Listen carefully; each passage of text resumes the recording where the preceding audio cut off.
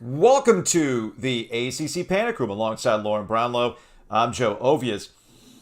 We've hit that point with Kevin Keatts at NC State, Lauren, where his biggest opponent isn't North Carolina on Saturday, 2 o'clock PNC Arena. His biggest opponent right now is trying to overcome fan apathy, which after last night's loss to Boston College has officially set in. I know it's been kind of lingering through the season. It's been a very uninspiring season. There was reasons to be somewhat optimistic about the way this team played, the way they fought. But I do feel like last night really was that bright line that you can't cross with fans. And anger is one thing, apathy is another. And it's actually the worst thing that can happen to you in a program. Yeah, I mean, I don't know. It's weird. We've talked about this on air, and we've talked about like under what scenario could he actually get fired this year? Because I think it would take some doing, and I still feel that way.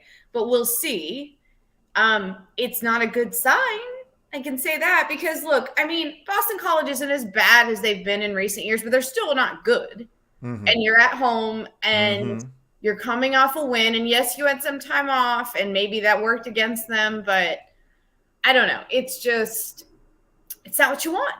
It's not what you want to see. You could have won that game and you didn't. And I mean, but I will say this, and this is going to sound silly, but I don't think it's necessarily untrue. Win against Carolina, and I think some of this dissipates. A lot of it. Maybe.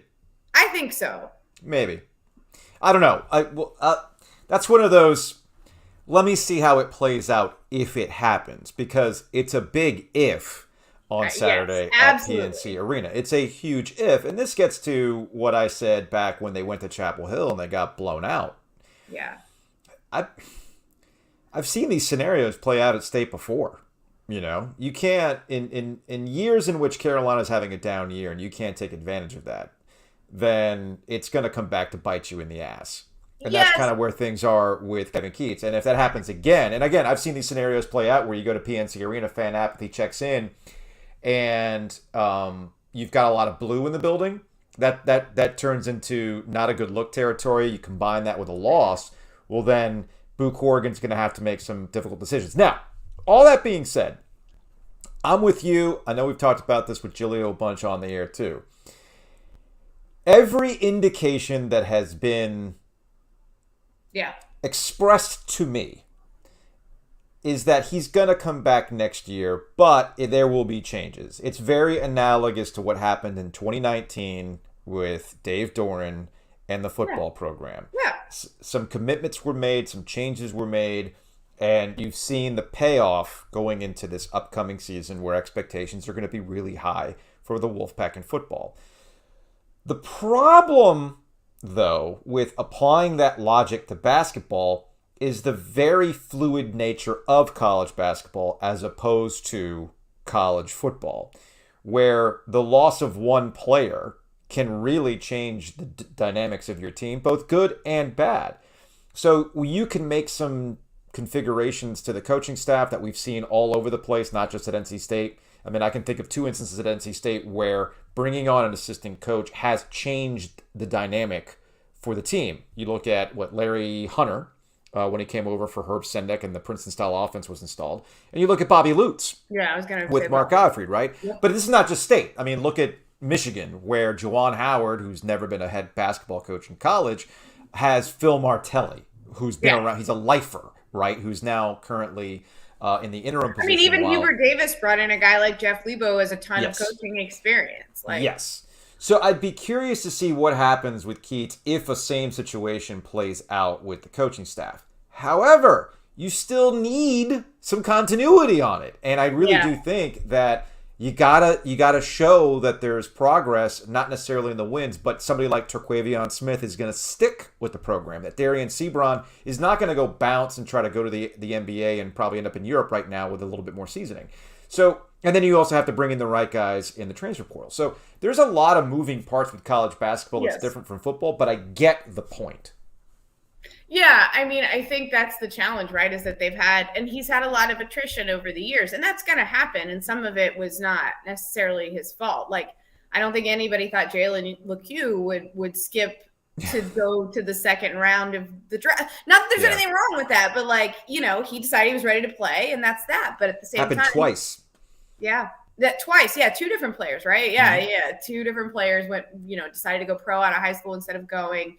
And it's tough. And like you said too, you go to the transfer portal, you try to get who you can get, and if it doesn't work out, you could end up with seasons like this one. It's just, I mean, there's not a whole lot else to say. I think, it's like you said, because Sebron, that's the thing too. Sebron's development kind of came out of nowhere. And to me, that was already a feather in Keatts' cap. But you have Jericho Helms that's kind of taken a step back this year. You have Cam Hayes who's kind of taken a step back this year. So in the interest of fairness, I guess I should say all that. But I mean, at the end of the day, I guess the question for State is just going to be, do they think this can work with some tweaks? I think it could. I do. I think it can too, but that gets to where we started with this conversation. Right. How bad do you want it to get at PNC Arena? That's the thing. Again, that's the fan apathy aspect of it, and that's why I'm really fascinated to see what happens at PNC Arena on Saturday. Yeah. I mean, that'll be the test. Because on the other end of this is not exactly a normal Carolina season coming into it, right? No, it's not. Because it's not like Carolina fans. It's not like Carolina fans are enamored with this basketball team right now, and you don't even have the go-to of, well, you know what? I'll go see Roy Williams go kick NC State's ass at PNC Arena. Like, that's not a given with Hubert Davis. No, well, I mean, unless Roy shows up. I mean, that's the question too, right? What if Roy shows up to PNC Arena? I'm honestly, I'm very 50-50 on this. I feel like it could legit go either way. I feel like, because I do know a lot of Carolina fans that very much turn up their nose at the idea of going to PNC Arena, which has always been a puzzler to me. Carter Finley, I get. That's a rowdy scene. That's the first I've heard of that, because I know plenty of UNC fans that have no problems going to PNC Arena. Well, for State Carolina games specifically, not for any other game. I mean, specifically for that, because they feel like it's too raucous, it's too vitriolic, whatever. There's too much potential for conflict, and I can see, and there are definitely some that would worry about Roy potentially getting, I don't know, not harassed. I don't think anybody would do anything to Roy. Actually, if anything, I honestly think the way it would play out if Roy Williams showed up to this game is that a lot of NC State fans want to get their picture taken with Roy Williams.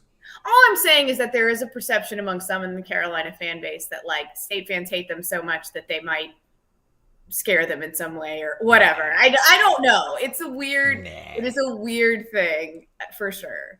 Like I said, Carter Finley, I get it. I still remember my first trip to Carter Finley, and it was wild. It was wild. I was like, oh boy, this is way different than what I'm used to. So I get that, but PNC is fine.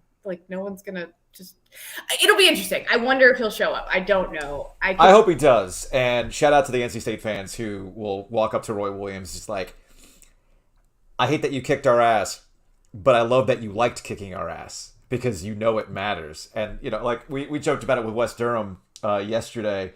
It's like, how many State fans will want a selfie with Roy Williams and then they tell Roy, hey, can you give me the bird in this photo? We'd really love that. Just give us the hate. Just give us the hate. Shake your fist at me. Yes. Typical Roy, come on. Just make me feel alive. All right, Roy hates us. I want to feel your hatred for me just because I'm in a State shirt. I need this. I need this. I need to feel this. That's the way it goes. Anyway, to wrap the point on Kevin Keatts, I still, again, given the way people talk about it over at NC State, I keep hearing 2019 brought up. All right, and Boo Corrigan, the AD, now that the NCAA business is behind them, equipping Keatts with what he needs, so to speak. Yeah. And then letting that decide what happens with Keatts in the following year. And that's fine. Yeah. I get it. But at the same time, if that's your decision, next season, don't be raising an eyebrow or wonder out loud why nobody's showing up. Because I will say this: if you could pick a lame duck coach, in air quotes, right? Sure. To have, you could do a lot worse than Kevin Keatts, because I feel like if they start to have some success and they start winning next year, right? He Sure. has no. Hear me out. He has the charisma and the personality and the to get them. He will help generate some excitement if they start to have some success early next year. It won't necessarily be like Maybe. Herb Sendek being all bland and boring and whatever. Oh, okay, I You know what I'm got you. saying? All right, Like, I see. he's I not see what going you're to saying. bore you. He will. He'll. I think he can get fans back into it a little quicker than maybe some other coaches. All right, I see. I'm picking up what you're putting down. But what I'm reiterating here is, when next year comes around and Kevin Keatts is the head coach, don't be surprised when there's zero buzz around the program. That's gonna be a very difficult road to earn back any sort of interest level I get for it. NC State. I know. And that was earned too. Like this was a season. I get that Manny Bates' injury happened and they lost a lot of their big men along the way too, but you still got to show something. And that loss to Boston College was gross in a lot of different ways. You know, it was not gross. It was actually, it made my heart full, Warren. Duke going to Virginia. Duke got the win, which is important, but there was just nothing but love, man. Nothing but love. Dude, you know how I feel about those teams playing each other. And it's funny because I feel like neither fan base loves it all that much. No. I mean, they appreciate it, I think. They have become, even Duke fans have a begrudging appreciation for it now.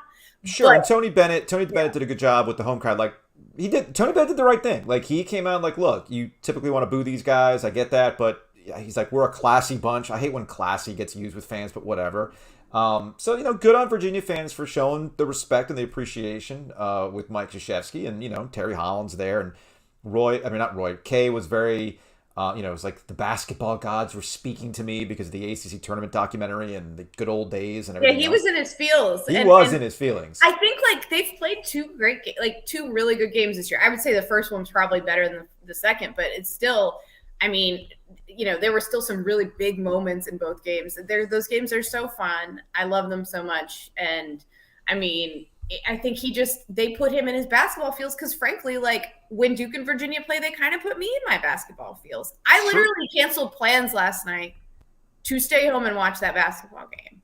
And you know me right now in my life, like if I have plans to do something, it is important to me to do it. Yes. But I was like, I would honestly rather watch this game. And I'm glad that I did because Duke showed me a lot in that game for sure. It was self-care.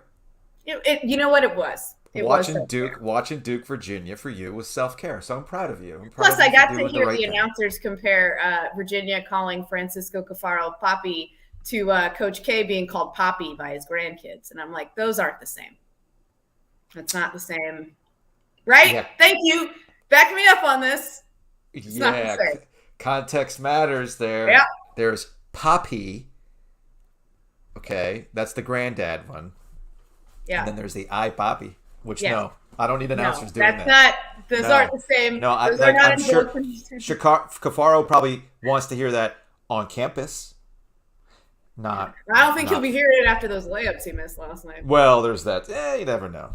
What happens on the court happens on the court. They got pushed around in that first game, and I thought that they did a better job in this game of sort of consistently being bigger than the moment and standing up to that. Yes, and I also think there's a little element of if Kihei Clark wants to go off, let Kihei Clark go off, which is exactly what he did. But and checking Gardner, making sure they won that game where it mattered.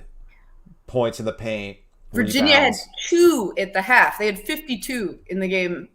Yes, that was the big overcorrection, and they pulled it out on the road, which is something that Duke has been able to do. Yes, I still think the bigger issue for Duke has been at home, like we saw in that Virginia game, and obviously that Carolina Duke game is going to be fascinating. I told somebody yesterday that the Duke's biggest chance to lose remaining, and I was including at Virginia, was Carolina at home, and they were like, "What? That's crazy! It's Coach K's last home game," and I said, "I hear you. I stand by it."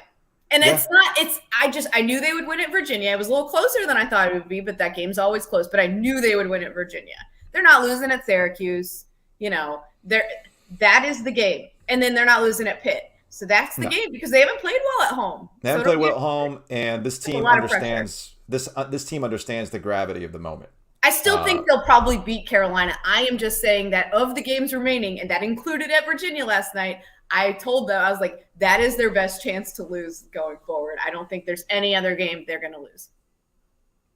That doesn't mean they're going to. I don't think they're going to lose that one either. To be clear, I am saying that. They're not going to lose the Carolina game, but it's their best chance. That's all. I might convince myself that Carolina's going to win. Don't do this because you have. Here's the thing with that, Joe. That would entail you doing something that neither of us want to do. And what is that thing? Trust North Carolina. Good point. That's going to wrap it up for this edition of the ACC Panic Room. We'll see you all from PNC Arena Saturday.